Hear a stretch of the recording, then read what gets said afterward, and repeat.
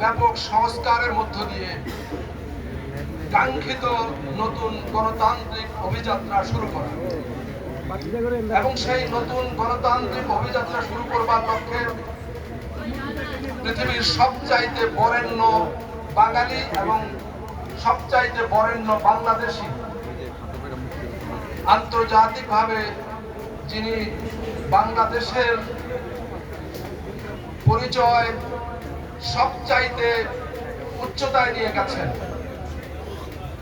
মাননীয় প্রধান উপদেষ্টা প্রফেসর ডক্টর মোহাম্মদ ইউনূসের নেতৃত্বে বর্তমান অন্তর্বর্তীকালীন সরকার একটি ব্যাপক ভিত্তিক সংস্কার কার্যক্রম হাতে নেয়। প্রথম পর্যায়ে 6টি সংস্কার কমিশন গঠন করা হয়। আমরা সবাই জানি যে সংবিধান সংস্কার কমিশন, নির্বাচন ব্যবস্থা সংস্কার কমিশন, বিচার ব্যবস্থা সংস্কার কমিশন, জনপ্রশাসন সংস্কার কমিশন, পুলিশি ব্যবস্থা সংস্কার কমিশন এবং দুর্নীতি দমন ব্যবস্থা সংস্কার কমিশন।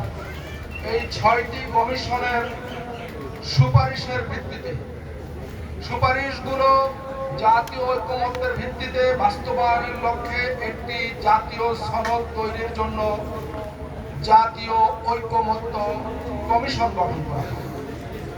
মাননীয় প্রধান উপদেষ্টার নেতৃত্বে এই জাতীয় ঐকমত্য কমিশন গত প্রায় 1 বছর ধরে রাজনৈতিক দলগুলোর সঙ্গে অব্যাহত আলাপ আলোচনার মধ্য দিয়ে একটি জুলাই জাতীয় সনদ 2025 চূড়ান্ত করেছে। আজ